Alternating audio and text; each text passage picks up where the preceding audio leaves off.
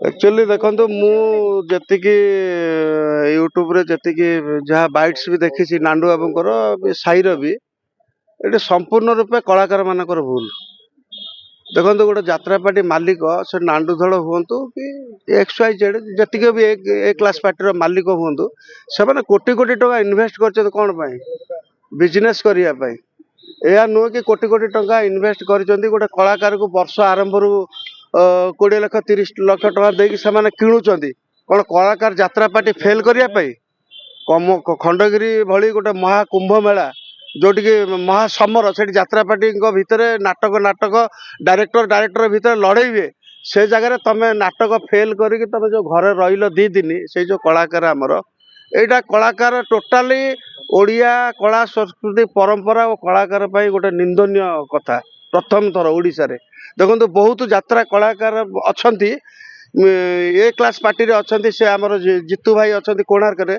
से तांकर नाटक जो दिन सेम डे घंटे पूर्व से जानिले 2 घंटा पूर्व बापा चली गले से किंतु बापा पाक न जाकि नाटक कले ये से गोटे जगह चुक्ति बधाई से जानिले बापा थरे चली गले माने बापा आ फेरबेनी किंतु जो 5-10 हजार ऑडियंस अपेक्षा करी जगी झलक देखापी नाटक देखापी से नाटक को प्राधान्य देले सी हूँ प्रकृत कलाकार आउ ये जो काम स्थायी कला सान भाईटा सी मोर किंतु मु सपोर्ट करी भाई साई कहते मो जीवन प्रति विपद अच्छी से दर्शाई से चढ़िले तो जन जो चाहूँ मो जीवन प्रति विपद अच्छी कौ ये चढ़ से देखो जीवन प्रति यही विपद अच्छी जो पार्टी की से पुणी जाऊँच अधिका बजेट रे जाऊँच वर्ष सारा से नाच करेंगे से जीवन प्रति विपद आसबनी गोटे पार्टी मालिक को तुम धक्का देकी तुम आउ गोटे जो पार्टी की जो जाऊच जंप करी सेठी रही कौन सुरक्षित रही किसी माने अच्छी कि प्रत्येक जगार आज्ञा विपद अच्छी विपद को आड़ेकी भी आमको कम करा पड़े आम जो कलाकार आम स्वाभिमानी हवा दरकार एवं आम जवाब रहा दरकार जवाबटा हूँ सबुठ बड़ जिनस गोटे खंडगिरी भाया महासमर से हजार हजार लोक तुमको अपेक्षा कर तुम जो आभेड करके 2 राति रही नाच कलनी एटा केते दूर गोटे कलाकार प्रति एटा हूँ बहुत असम्मान गुण्य काम। नांडू बाबू कहले साप नाई तो साई नाई नांडू बाबू आज्ञा हूँ परफेक्ट लोक नांडू बाबू मो मौसी पुओ नुह कि मो पीसी पुओ भी सी नुहति सी जड़े यात्रा मालिक किंतु जी बैट्स मुझे वर्षे है देखी आसुँच सहित जी कंट्रोवर्सी होची सबू जगह कलाकार माने ही दायी कलाकार माने सहित एग्रीमेंट कर एग्रीमेंट कलापर आउ जो पार्टी अधिका पैसा से पाँच से पार्टी की से जंप कर नांडू बाबू राइट लोक प्रत्येक कथार दम थाए हाँ ऑब्वियसली आज्ञा नांडू बाबू हूँ आमर सत्य जेना जी रंगमहल मालिक तुलसी गणनाट्य हो कि रंगमहल एम हूँ कलाकार तैयारी गोटे गोटे छोट छोट कारखाना एमाने ही नुआ कलाकार मानक तैयारी करती कलाकार माने तैयारी हो गला पर जतले पक्षी लगे से उड़ीकी अलग पार्टी की पलांती किंतु सेमाने सेठी भाबंती नहीं किछि दिन पूर्व एई भलिया घटना गोटे घटिथिला तो मालिक संघ एठी स्ट्रांग नहति कि जहा फल कलाकार एमती होउछन्ती आ मालिक मालिक एकाठी हो जाउछन्ती सेतरे कलाकार ही बळी पड़ जाउछन्ती देखो देखा समस्ते बेपार करुछन्ती लाभ करिया पई जो मालिक माने भी कोटी कोटी टंका जगह बाड़ी बहुत मालिक जगह बाड़ी घर द्वार भी बिक्री हो गला यात्रा सकाशे यात्रारू नांडू बाबू भी सेदिन कहते यात्रा बेसी लाभ नहीं लॉस भी होउची गोटे जिद्दी जुआ खेल भाया से लगाउछन जदि ए वर्ष लॉस हो गला आसंता वर्ष जदि गोटे भल कलाकार को सेमाने किणिबे काले ताकू नेकी जदि भाइराल हो गला तांको पैसा रिटर्न आसीजो गोटे जुआ खेल यात्रा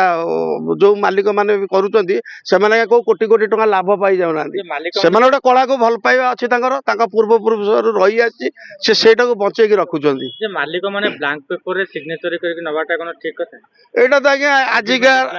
शुण दे जो ब्लैंक पेपर एग्रीमेंट कथा एटा कहबो किए एटा तो को आह्वान कालरू माने यात्रा आरंभ दिन रही आछि ब्लैंक पेपर से आईन कर सीनियर मैंने कर जूनियर मैंने करुँच जिते ब्लैंक पेपर रे मु यात्रा को जी मत कहे ब्लैंक पेपर साइन कर मु कौन साइन करी मगर देखी से केते वर्ष एग्रीमेंट लिखाई मो दरमा के लिखाई मुझे बोका चोदा जो कलाकार मैंने पैसा लोभर एम साइन कर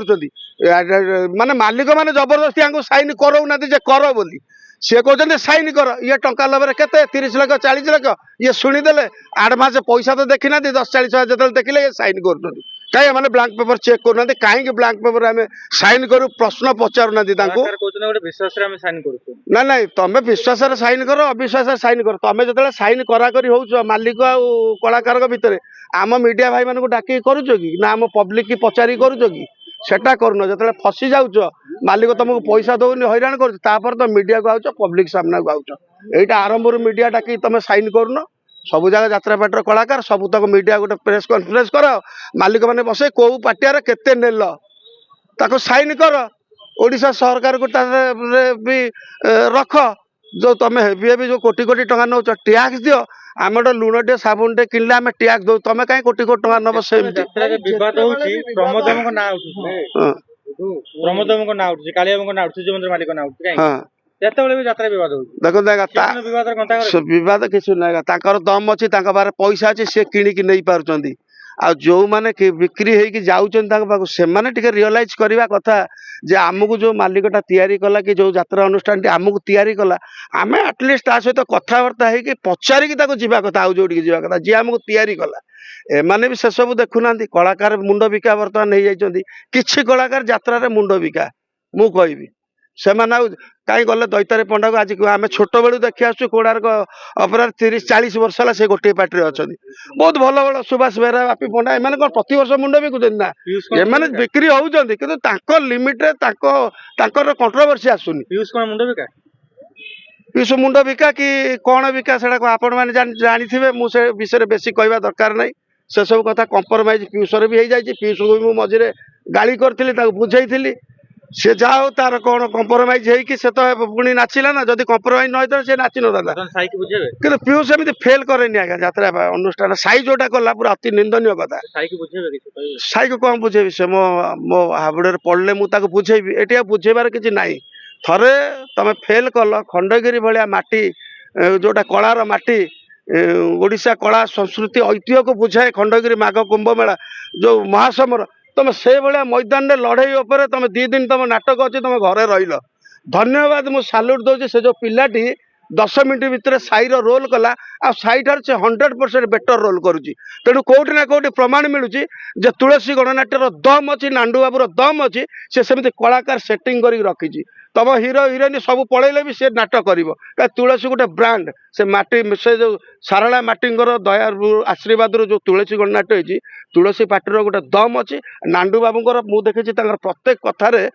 ତାଙ୍କର ରିଏଲିଷ୍ଟିକ ଥାଏ ସିଏ ଟାଉଟରି କଥାବାର୍ତ୍ତା କରନ୍ତିନି ଆପଣ ତାଙ୍କର ଯେତେ ବାଇଟ ଯେତେ କଣ୍ଟ୍ରୋଭର୍ସି ଦେଖି ଆସନ୍ତୁ ସବୁ ଜାଗାରେ ସିଏ ରାଇଟରେ ଅଛନ୍ତି କିନ୍ତୁ ଆମ ବୁଝିବାଟା ଭୁଲ ଆମ କଳାକାର ମାନେ ହିଁ ଭୁଲ କଣ ପାଇଁ ଆମେ ତାଙ୍କର ଗୋଟେ ମହାସମର ଖଣ୍ଡଗିରି କୁମ୍ଭ ମେଳା ଭଳିଆ ଐତିହାସିକ ଜାଗା ଲଢେଇରେ ଆମେ କାହିଁ 2 ଦିନ ଫେଲ କରିବା ନାଟକ କଣ ଏମିତି ତମେ ଅସୁସ୍ଥ ହେଇଗଲ ତମେ ନାଟକ ଫେଲ କରିଦେଲ ସାଇକି ଅଭିନୟ ଜଣା ଅଛି ନା କେବଳ ସାପ ପକେଇକି ଲୋକଙ୍କୁ ଯାହା ବି ହଉ ତାକୁ ଅଭିନୟ ଜଣା ଥାଉ ନଥାଉ ସେ ଭାଇରାଲରେ ଥିଲା ଏଠି ଆଜ୍ଞା ଭାଇରାଲ ଯୁଗ ଯିଏ 50ଟା ମିଡିଆ ଧରିକି ଡେଲି ବାଇଟ ଦେଲା କି 50ଟା ମିଡିଆରେ ଯିଏ ଡେଲି କଭରେଜ କଲା ସିଏ ଆଜ୍ଞା ଏଠି ଭାଇରାଲ ଏଠି ପ୍ରକୃତ କଳାକୁ କେହି ଚିହ୍ନି ପାରୁନାହାନ୍ତି ପ୍ରକୃତ କଳାକାର ବହୁତ ଅଛନ୍ତି ଯାତ୍ରା ପାଟିରେ ଆପଣ ଖୋଜିଲେ ପାଇପାରିବେ କିନ୍ତୁ ଯୋଉମାନେ ଭାଇରାଲ ହେଇଛନ୍ତି ସେମାନେ କିଛି କ୍ଷଣ ପାଇଁ କିଛି ସମୟ ପାଇଁ ସେ ଭାଇରାଲ ଆଜି ହେଇଛନ୍ତି କାଲିକି ସେମାନେ ନଥିବେ କିନ୍ତୁ ଦୈତାରୀ ପଣ୍ଡା ଆମେ ଛୋଟବେଳେ ଦେଖି ଆସିଛନ୍ତି ଅଛନ୍ତି ଆହୁରି ଆଗକୁ ମଧ୍ୟ ଥିବେ ସେମାନେ ହচ্ছে ପ୍ରକୃତ କଳାକାର ଗୋଟିଏ ପାଟିରେ 40 ବର୍ଷ 50 ବର୍ଷ ହେଲା ସେମାନେ ରହିଛନ୍ତି ପାର୍ଟି ଚେଞ୍ଜ କରିନାହାନ୍ତି କି ପଇସା ପଛରେ ସେମାନେ ଗୋଡେଇ ନାହାନ୍ତି ଆଉ ଏଇ ଯୋଉମାନେ ଭାଇରାଲ ହେଇକି ପଇସା ପଛରେ ଗୋଡଉଛନ୍ତି ଆଜି ପଇସା ପଛରେ ଗୋଡଉଛନ୍ତି କାଲିକି ନା ପଇସା ଥିବ ନା ଭାଇରାଲ ଥିବ କିଛି ନଥିବ